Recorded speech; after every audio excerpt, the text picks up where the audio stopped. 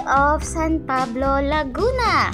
Ayan po. So, nandito po kami ngayon sa City of San Pablo and pupuntahan natin yung 7 Lakes. Kaya, ayan guys, tara samahan nyo kami.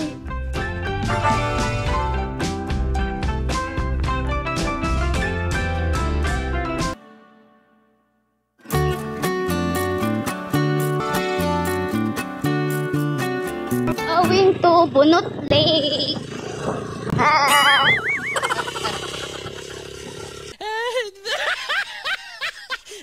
Guys, ang Palakpakin Lake. Ayan siya.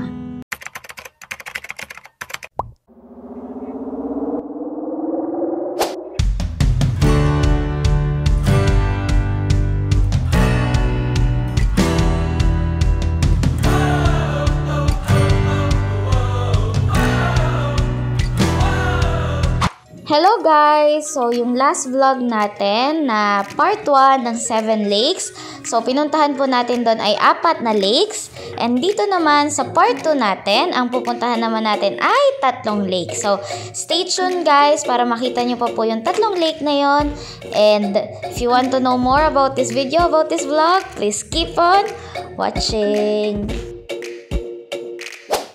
Ayan guys, so ngayon nandito tayo sa Yambo Lake and ayan po yung mga certificate and mga turbanes nila and ayan pa, and actually yung entrance fee is 20 pesos lang naman. Guys, so nandito kami ngayon sa Yambo Lake. Ayan siya. Medyo may pagkakaiba na. Actually, galing na kami dito a year ago. And medyo may pagkakaiba. Ito dati, hindi yan dyan. Ayun. Masyadong maliwanag. Dito yan dati nakalagay. Ayun. Pero tumaas kasi ata yung tubig. Kasi dati ang lawak-lawak nito. Ang lawak-lawak nung lupa. Pero ngayon, hindi na masyado. Ayun yung mga cottages nila. Ayun. Tayo doon kay Papa.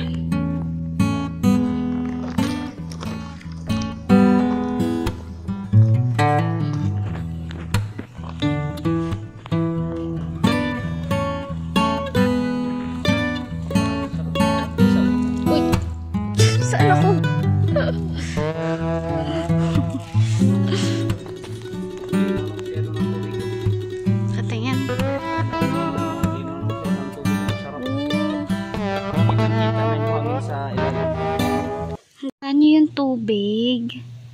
Ang linaw oh. Ang linaw. Ang linaw. Lalaki na mga bango siya. Malaki na yan. Yun yung binibili natin, pinapaksiw.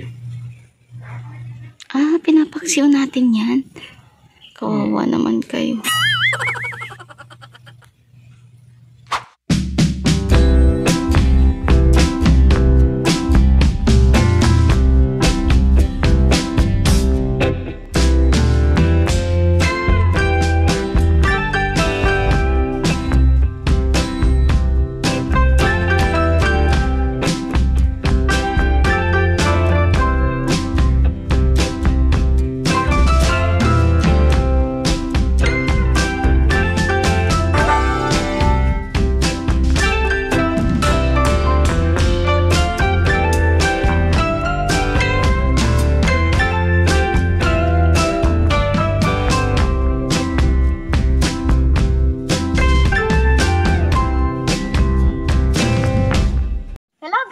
Nandito kami ngayon sa Yambo Lake. And actually po, para po malaman nyo yung mga rates nila dito, sasabihin ko po isa-isa.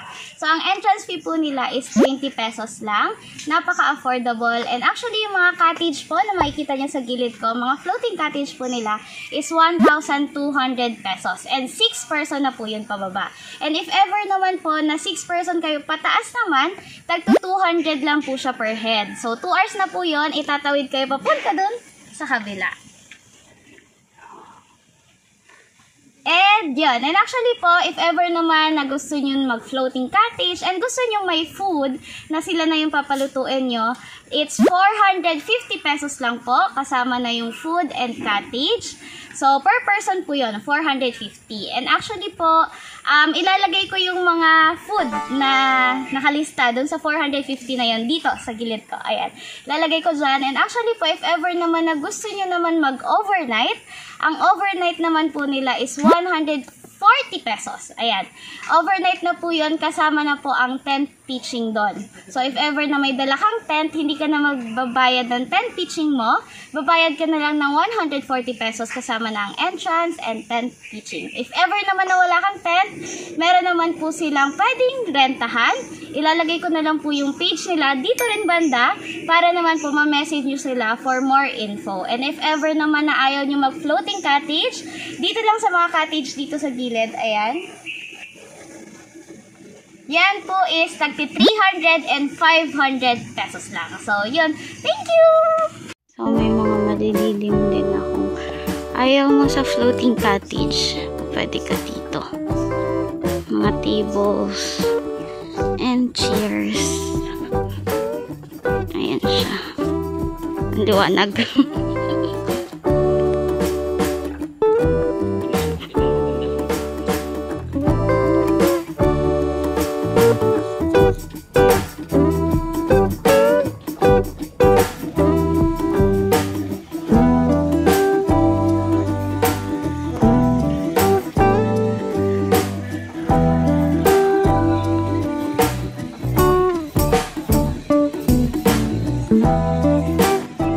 Tatawid yan doon guys sa kabila. Hanggang doon yan, yun sa dulo. So kung titingnan mo, sunod-sunod sila. Yan ano na yan, package na pag halimbawa sasakay ka ng balsa, dadalhin ka sa kabila. Depende sa pag-usapan sa package.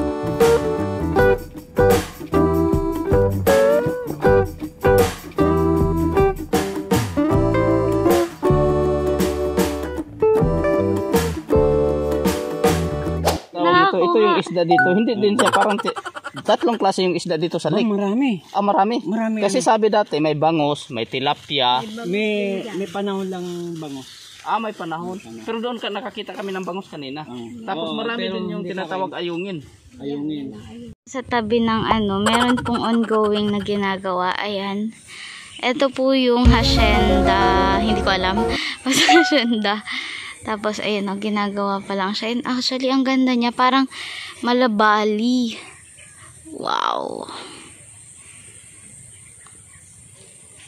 Ayan siya. Tapos, yun yung floating cottage nila. Ewan ko kung bukas na yan, guys. Pero, feeling ko hindi pa ata.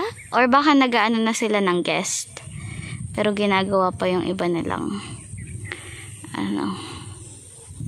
ang ganda niya. Tapos dito naman sa kabila, yung kantahan natin. Ayan. Ito maglatat ng tent guys. Kasi tingnan mo, ang ganda. So, ito yung view. Wow! What the fuck? So, ayan o. Ayan guys, so katabi pala dito meron ding ginagawa na private resort. Ayan siya. Ang ganda, ginagawa pa lang siya. Tapos yan, dito tayo galing kanina. Wow. Ang ganda niya. Ayan yung ginagawang pool. Wala pang And ito siya sa harap. Oh my gosh.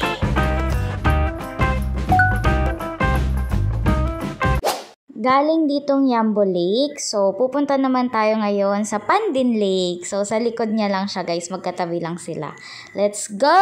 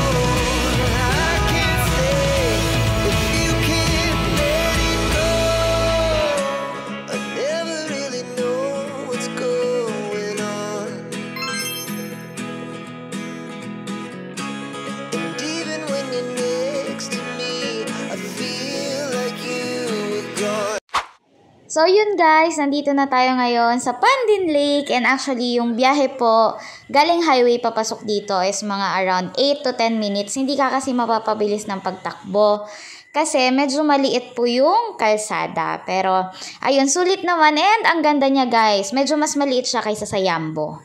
So, dito guys, sa Pandin Lake, wala na po siyang entrance fee, pero pag 4 person kayo pataas, tas gusto nyo mag-cottage with food, 550 pesos lang po siya per head. Tapos, pwede ka pang magpa-additional, yan po yung food na makukuha mo. And if ever naman na 2 person kayo, within 2 hours na po ito is 1,500, and pag isa ka lang, 1,800 naman siya within 2 hours. So, if ever naman na ayaw nyo ng food, may dala kayo, 300 pesos lang po within 2 hours. May mga activities na rin siya like fishing, swimming, and swing. And syempre, pag nag-avail ka ng floating cottage, dadalhin na rin po kayo papunta din doon sa kabila. So, doon po yung mga activities nila.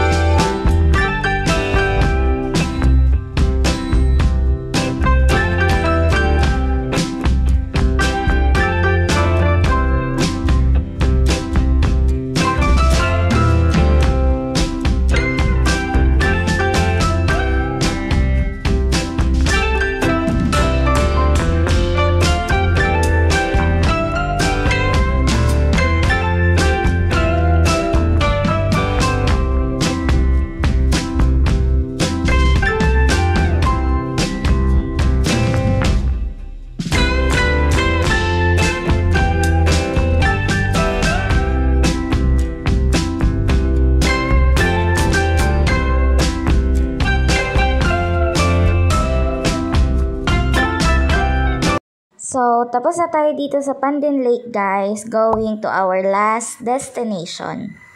So now, we are going to Calibato Lake. Let's go!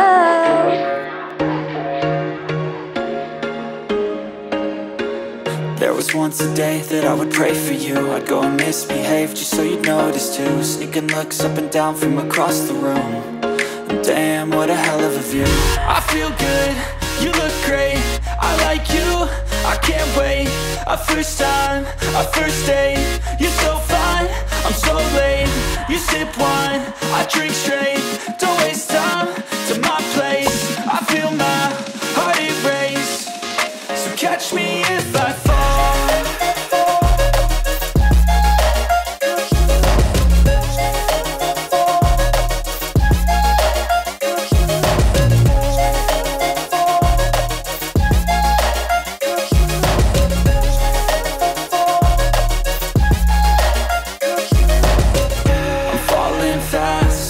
Praying that this night's gonna last. You got it all on tap, I'm loving your vibe, always have your back. We like all the same tracks, listen all night in the sheets all black. Said I'm falling fast, don't remember life before you, that's fact. I feel good, you look great, I like you, I can't wait. A first time, a first date. You're so fine, I'm so late. You sip wine, I drink straight. Don't waste time to my place. I feel my heart erase. Sir, ito po ang Calibato po na lake. Ay, hindi pa po ito bukas. Hindi pa. Dinidevelop pa po ito. Pero ito, nagagamit tayo ng mga... Yung mga kwarto na po na yan. Pwede pong mag-overnight dyan? Kayo po ang taga ano po dito, pamahala dito?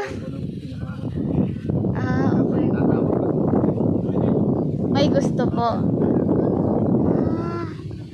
Magkano naman po ang entrance dito, sir? Ay, wala pa. By created para pwede bata. Yan daw ay gagawing swimming pool. Pag na-develop na dito, guys. Ayan yung itsura niya. Gagawin yan siyang swimming pool. Ayan o.